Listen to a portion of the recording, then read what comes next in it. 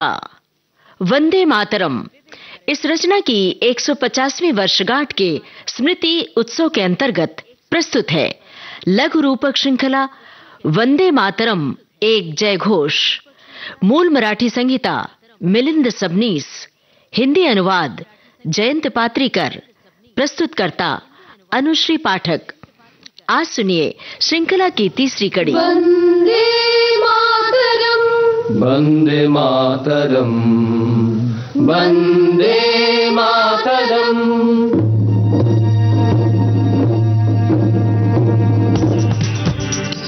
मातृभूमि की ये वंदना, बलिराष्ट्र की आराधना। जन जन में जिसने थी जगाई क्रांति की प्रेरणा। वंदन है वंदे मातरम, जय घोष वंदे मातरम, जय घोष वंदे मातरम, जय घोष वंदे मातरम। बंगाल देवी की उपासना करने वालों का प्रदेश है।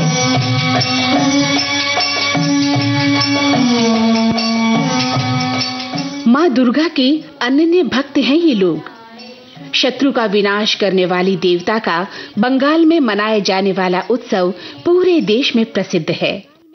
अश्विन माह में जमींदारों की विशाल हवेलियों में, मंदिरों में, घरों में दुर्गा पूजा होती है। सिंह वाहिनी दुर्गा माता के 10 भुजाओं में शस्त्र है।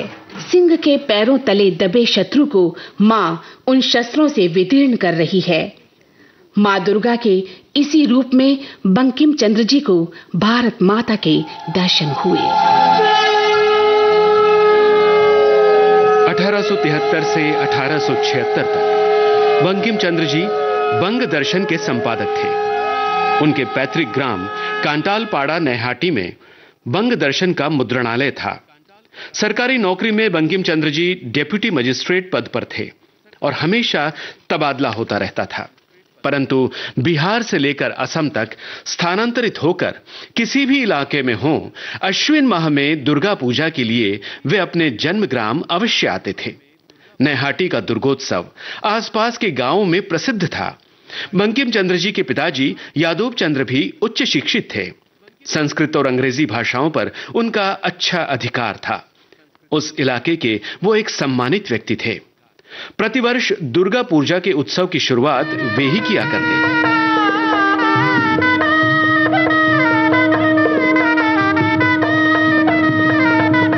बंकिम चंद्र जी के साथ उनके अग्रज श्यामचंद्र और संजीव चंद्र तथा उनके अनुज पूर्णचंद्र, ये चारों भाई उत्सव के समय गांव में एकत्रित हुआ करते थे।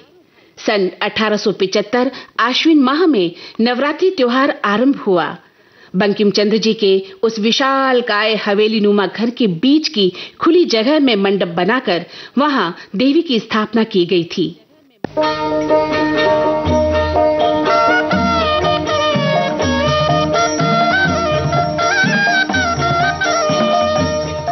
अष्टमी की रात थी।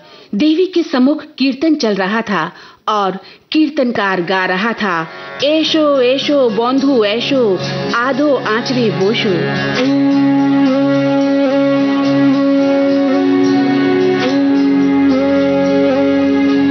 उस रचना का बंकिम चंद्र जी के मन पर गहरा परिणाम हो रहा था। या देवी सर्वभूतेषु मातृरूपेण संस्थिता। नमस्तस्मै नमस्तस्मै नमस्तस्मै नमो। कीर्तन संपन्न हुआ। लोगों की भीड़ कम हुई। फिर भी बंकिम चंद्र जी देवी की मूर्ति के सामने थोड़ी दूरी पर एक खंबे से सटकर बैठे थे। उनकी दृष्टि देवी की मूर्ति पर केंद्रित हो चुकी थी। अगल बगल में कुछ बच्चे भी खेल रहे थे, मगर उनकी ओर बंकिम चंद्र जी का ध्यान ही नहीं था। मां दुर्गा की मूर्ति से बाहर आंगन तक दीपों की माला झिलमिला रही थी, जिसका मंद मंद प्रकाश बंकिम चंद्र जी के मुख पर पड़ रहा था। मूर्ति के सामने बड़े दीपक जल रहे थे। उनका उजाला देवी की प्रतिमा पर व्याप्त था। अपने पैरों तले महिषासुर को रौंदते हुए शस्त्र प्रहार करती देवी की प्रतिमा, जिसके दोनों ओर श्री गणेश और श्री कार्तिक स्वामी विराजमान, देवी की 10 भुजाओं में शस्त्र हैं। उसका वो रौद्र रूप शत्रु विनाशक है, परंतु बंकिम चंद्र जी को दुर्गा माता के उस रूप में भारत माता दिखने लगी। नौकरी अंग्रेज सरकार की करते थे, मगर मन से वो एक सच्चे देशभक्त थे।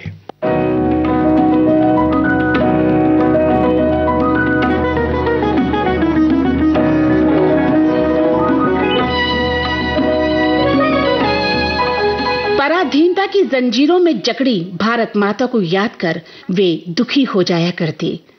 अंग्रेजों के न्याय तंत्र में काम करते हुए उन्होंने जुल्म ढाने वाले कई अंग्रेज अधिकारियों पर मुकदमे चलाए थे। अत्यंत न्यायप्रिय अधिकारी के रूप में वो प्रसिद्ध थे, परंतु इस समय वो कोई अधिकारी नहीं थे। वो थे देवी के सम्मुख नतमस्तक, देवी पर नितांत श्रद्धा रखने वाले भक्त, भारत माता के सुपुत्र। मां दुर्गा के रूप में उन्हें भारत माता दिखने लगी, परंतु ये भारत माता पराधीनता के कारण दुखी या करुणा स्वरूपिणी नहीं थी, वरन गुलामी की बेड़ियों में जकड़ने वाले शत्रु को अपने पराक्रमी पुत्रों की सहायता से युद्ध के लिए ललकारने वाली परमवीर भारत माता थी। बंकिम चंद्र जी को मां दुर्गा के पांव तले दबे महिषासुर के रूप में दुष्ट अंग्रेज दिखने लगे। बंकिम चंद्र जी कवि हृदय के थे। दुर्गा माता के रूप में उन्हें भारत माता की काव्य कल्पना दृग्गोचर होने लगी। जो न देखे रवि वो देखे कवि। उन्होंने हाथ जोड़ लिए, आंखें मूंद ली। उनकी आंखों से अश्रुधाराएं बह चली।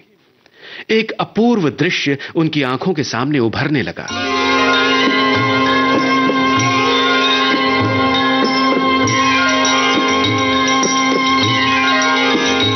बंकिम चंद्र जी बहुत देर तक उसी अद्भुत भाव अवस्था में थे। थोड़ी देर बाद उनके बड़े भाई श्यामचंद्र जी उनके पास आकर बैठे। उन्होंने उनकी पीठ पर हाथ रखा। बंकिम चंद्र धीरे धीरे उस भाव अवस्था से जागने लगे। अपने कमरे में जाकर बंकिम चंद्र जी बैठ गए। रात भर जागने के बाद भी वे सोए नहीं। प्रातःकाल के उस मंगलमय वातावरण में उन्हें एक नया प्रकाश दिखाई दे रहा था। वे अपने टेबल के पास आए, कुर्सी पर बैठे और कलम उठाकर लिखने लगे। और तब जन्म हुआ एक ऐसे अजरामर गद्य लेख का जो वंदे मातरम का पूर्व रूप था। शीर्षक था आमार दुर्गोत्सव।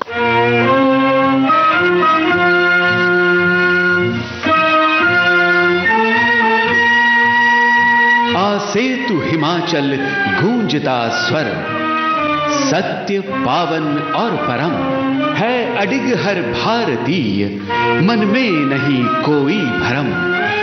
वेदों से भी वंदनीय है, जय घोष वंदे मातरम।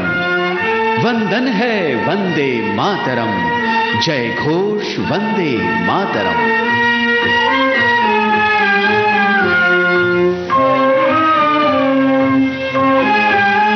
आप सुन रहे थे वंदे मातरम एक जय घोष, इस लघु रूपक श्रृंखला की तीसरी कड़ी। मूल मराठी संहिता मिलिंद सबनीस, हिंदी अनुवाद जयंत पात्रीकर, संगीत अजय पराड़, वाचन स्वर मंदाकिनी जोशी और जयंत पात्रीकर। शीर्षक गीत रचना और स्वर जयंत पात्रीकर। शीर्षक गीत के संगीतकार अमित राय। तकनीकी सहयोग किरण बंग, अनुश्री गुप्ता और भावना सिंदल। प्रस्तुति सहयोग आकाशवाणी पुणे। विविध भारती के लिए प्रस्तुतकर्ता अनुश्री पाठक।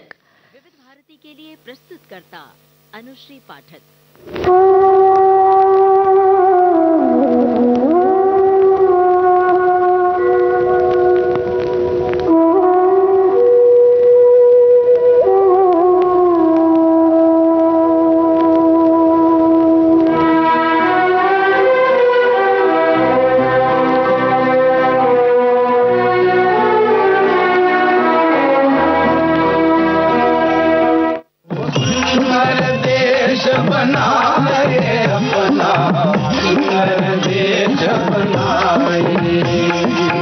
निर्व्यसनी होकर के सारे रहन सहन सुधराए, भाई रहन सहन सुधराए।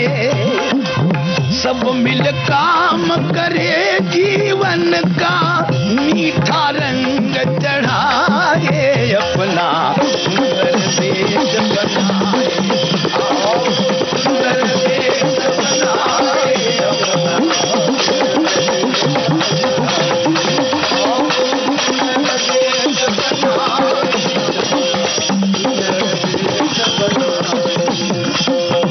राव रंग यह भेद हटाकर, राव रंग यह भेद हटाकर सब इंसान बनाए बाबा, सब इंसान बनाए। जात पात का द्वेष हटाकर एक जगह प्रभु गाए अपना सुंदर देश बनाए। आओ सुंदर देश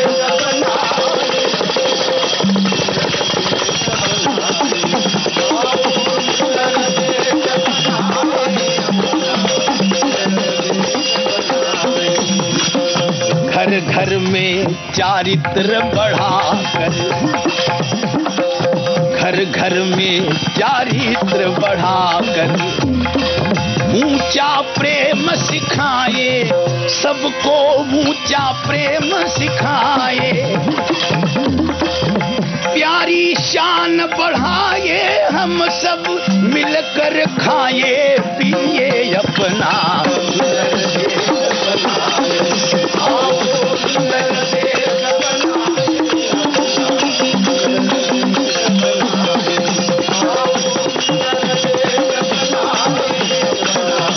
मजदूर किसान कहाए, हम ही राज सजाए। हम मजदूर किसान कहाए, हम ही राज सजाए। टुकड़िया दास कहे सेवा से सबके दिल चमकाए अपना सुंदर देश बनाए। सुंदर देश